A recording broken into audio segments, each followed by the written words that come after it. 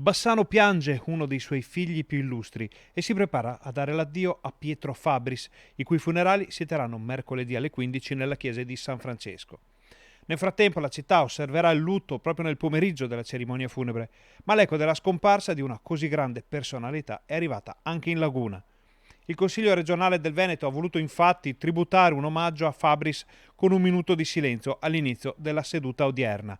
Ecco i motivi di questo gesto spiegati dal vicepresidente dell'Assemblea Veneta. Una figura importante anche per la nostra regione, che ha visto un operato attento alla società veneta, attento ai bisognosi, ma anche attento allo sviluppo della regione del Veneto. Quindi penso che il Veneto debba molto a questa sua figura, una figura che è sempre stata apprezzata da tutti i cittadini, ma anche dai politici al di là dei colori, perché era una persona concreta che amava la propria terra e che si è sempre adoperato per la crescita e lo sviluppo. Fabris, parallelamente a un'attività politica che l'ha portato a ricoprire importanti ruoli e a spendersi per il territorio, è stato anche un punto di riferimento culturale per Bassano.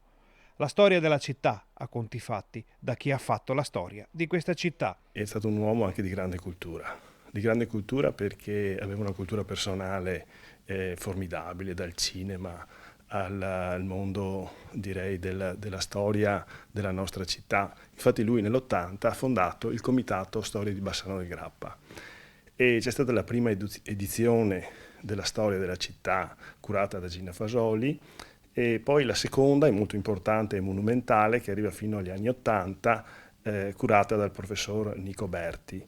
E il Comitato di Storia di Bassano, presieduto da lui dall'80 fino ad oggi, ha pubblicato circa 20 libri molto importanti per la memoria storica della nostra città. Le radici di Bassano e della sua gente, del suo tessuto culturale, sociale ed economico sono racchiuse nel lavoro di Fabris e delle persone che hanno contribuito assieme a lui a raccogliere e scrivere la storia di questa città. E a Bassano ha dato tanto, veramente tanto, e so che è stato dal punto di vista culturale, è stato per tanti anni, e penso ancora lo fosse stato in questi ultimi tempi, presidente del Comitato per la Storia di Bassano.